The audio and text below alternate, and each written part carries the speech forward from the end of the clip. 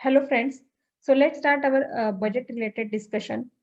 So we are going to discuss related to GST audit in today's video.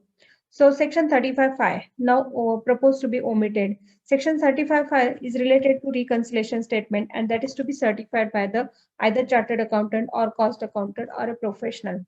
So now one can say that that certification is not required. For the section 44 substituted and it's worded in such a way that a registered person other than certain person is required to furnish an annual return. So annual return is applicable and that is also it further says that it may include the self-certified reconciliation statement.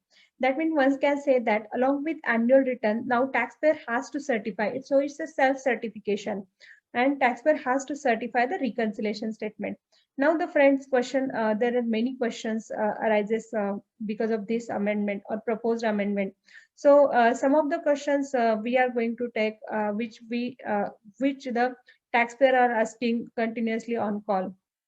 So first is related whether the for the financial year 1920 whether GST audit is required to be audited by the cost accountant or chartered accountant. So friends, in our view for 1920 the due date is 28th February and again this amendment is proposed and it's not yet notified. Thus it is and so for 1920 at least GST audit is required to be carried out by the CAs or the cost accountant or any professional. So this applicable may for this provision may get applicable from the date notified.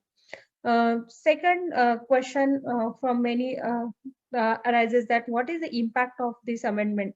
So many professionals are thinking that there could be the loss because of this, but if you see the wording, it says that the annual return along with reconciliation statement. So the taxpayer has to reconcile data uh, with their annual financial statement, and it's not easy task. Even though in case of GSTR 99C, in many scenario we have seen that the even the for GSTR 9 there is no requirement to be that GSTR 9 is to be furnished by the chartered accountant or cost accountant or any professional. Still, the all the workings are done by them only. So I think the professional support could require. Again, there is questions that whether the forms get updated or the change because of this amendment, because it says that annual return along with reconciliation statement. So it could be possible that the new forms may come or the new reconciliation statement or new format one can say.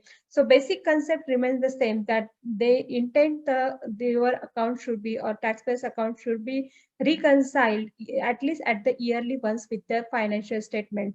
So these are the certain question arises. Now a big impact or one of the impact which can be discussed is on the taxpayer is related to the self-certified reconciliation statement.